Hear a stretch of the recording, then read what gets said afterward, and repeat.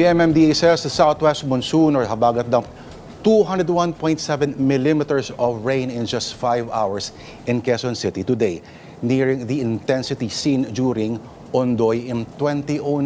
Heavy rains have triggered widespread flooding and severe traffic disruptions across Metro Manila. To discuss the agency's response, we are joined by MMDA General Manager Nicolas Torre III. Sir, welcome to Political Beat, sir.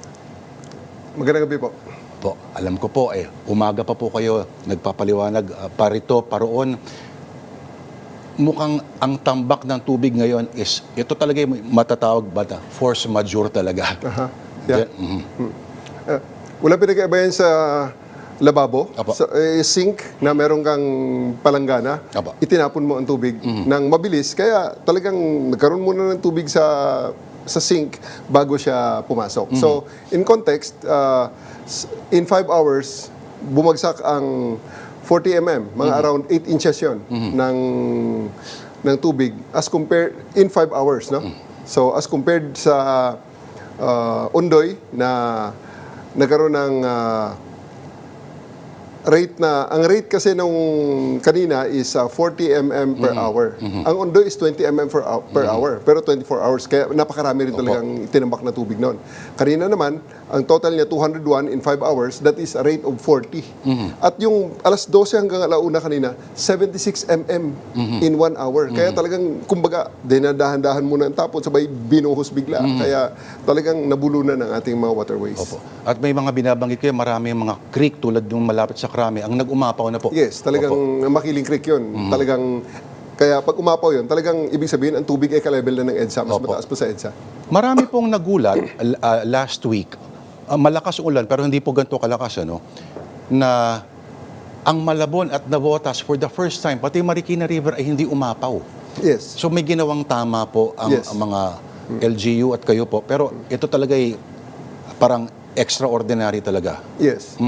Talagang alam natin na nandun na. We're continuously improving the efficiency of the drainage system, no? Pero kanina talagang kakaibang ulan talaga ang ibigay sa atin. And even last week, kakaiba na rin yan eh.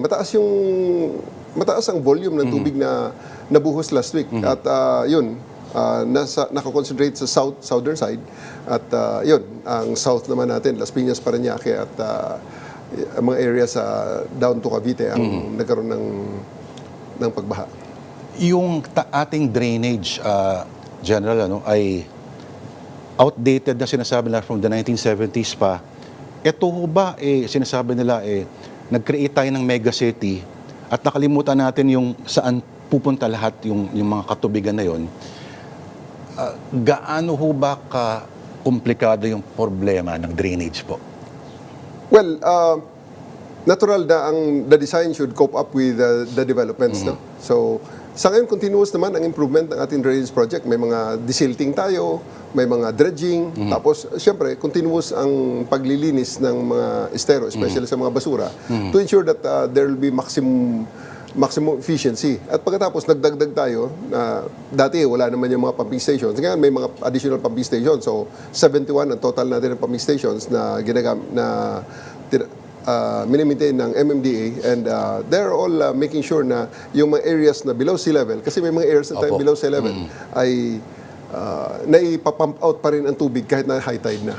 Ano po ang solusyon ninyo sa ilang mga syudad dito po sa atin na sabihin natin may sarili silang sovereignty, if you get what I mean, ano?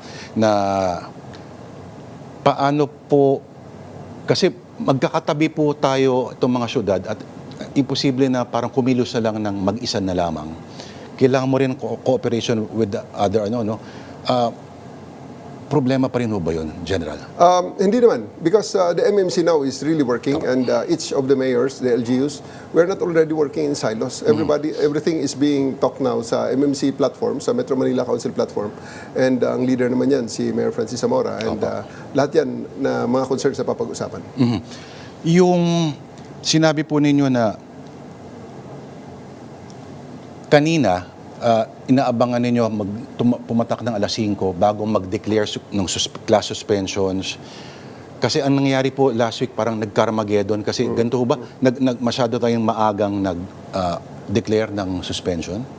Hindi suspension, yung sa number Sa coding coding. po, No? opo. Sa number coding kasi, kanina talagang sinadya namin na huwag na muna mag-suspend ng number coding kasi magsasabay-sabay na lalabas na naman. Pag nagsabay-sabay na lalabas, lalo lang mabubulunan ng ating mga kalsada, lalo na there are already areas that are unpassable. So the more cars will be placed on the road, the more dangerous for it, for the cars. Kasi baka abutan sila ng baha dyan at biglang hindi sila makagalaw. Bigla na lang kung nasa taas sila ng tulay na umapaw. And we don't want that. We don't want any accidents that happen, something like that. So, minabuti natin na mas mabuti nang huwag na kayong lumabas. Diyan na lang muna kayo sa mga parking space nyo.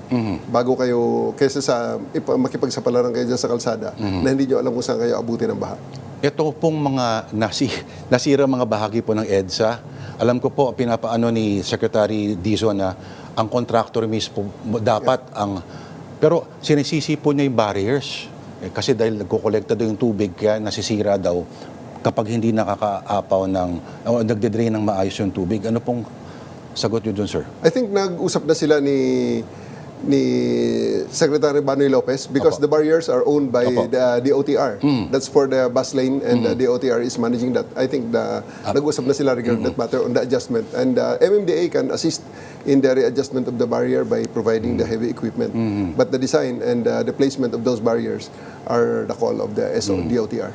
Alam ko, bago lang kayo sa trabaho, sir, relatively.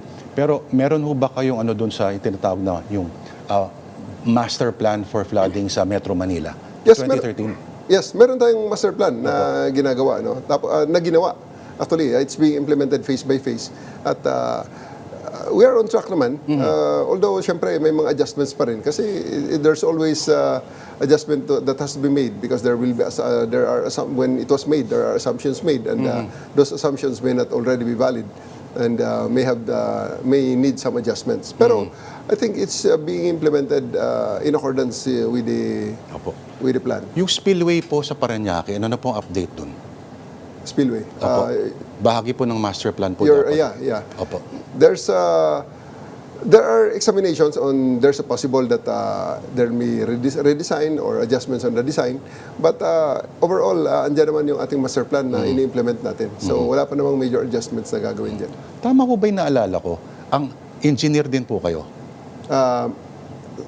Ang basic ng course ko before ako pumunta Oo, yun, naalala. Tama nga. Yeah. So may na-apply kayo mga teorya po? Meron naman, kahit paano, na nakakaintindi. Ano po yung isang bizarre engineering reality na hindi mapapaliwanag na only in the Philippines lamang? Parang hindi ko yata alam ang tinutukoy mo. Hindi ko po alam. Baka may alam ko na parang it defies explanation, kumbaga.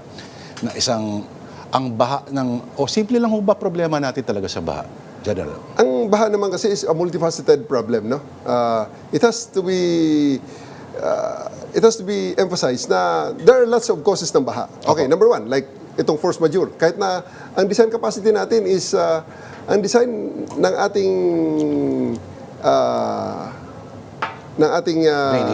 drainage system ay based sa isang 30 year and a 100-year data sa isang study ng JICA, no? Ang isa sa mga assumptions doon, ang nakita na average doon is parang 239 nung sa 30-year study. Pero sa 100-year study is 294 mm in 48 hours. Because the assumption is that sa mga habagat dito na dumadaan at sa mga bagyo na dumadaan, ang downpour is averaging 48 hours. Opo. So sa 48 hours yun, 294 o 239 depending sa length depende sa haba nung period na kino-consider. But today, it's in 5 hours. It brought us 201 of rain in a span of 5 hours for a rate of 40. And in a single span, in 1 hour, there is 76 na binagsak. So, nakita natin na talagang sobra-sobra sa design capacity, no? So, but hindi yan ang rason. Hindi yan ang pwedeng gawing palusot natin, no? Hindi pwede yan. Kasi one is force majeure. And second, siyempre, may mga design capacity ang ating mga drainage system, ang ating flood control mitigation measures na posibleng kailangan natin i-re-examine kasi sa dami na rin ng mga nangyayari, ang absorptive capacity ng lupa ay nag-iba na dahil marami ng building na inilagay. So, maybe there's a need to re-examine all of those. At pangatlo, andyan din siyempre yung human intervention. Merong basura, merong siltation, merong mga nagbabara sa mga drain system natin na hindi naman, wala naman sa design. So, yan, may mga bagay-bagay. So, ang cause ng flooding may differ from one situation to another or one area to another. So, kailangan ma-examine kung ano yan. At pagkatapos, nandun ang ating, dapat pinpoint ang accuracy ng ating intervention. General, sa Davao ho ba, nabanggit nyo dati minsan yung effectivity ng flood control measures ng syudad na yun, ano? Nung binaha yung bahay, yung bahay po ninyo ay inabot ng... Pero paano kaya maiko-compare yan sa ginagawa po dito sa Maynila? I cannot really say anything about the Davao flood control system kasi hindi ko naman siya pinag-aralan ng masinsinan because it's beyond my concern dito sa MMDA. Alright, General. Maraming salamat po sa oras na binigay ninyo sa amin. Alam ko po, may susunod pa kayong appointment. Yeah. Thank No you. worries. We appreciate that time. Thank you, sir. Thank you. Alright, MMD General Manager Nicolas Torre III.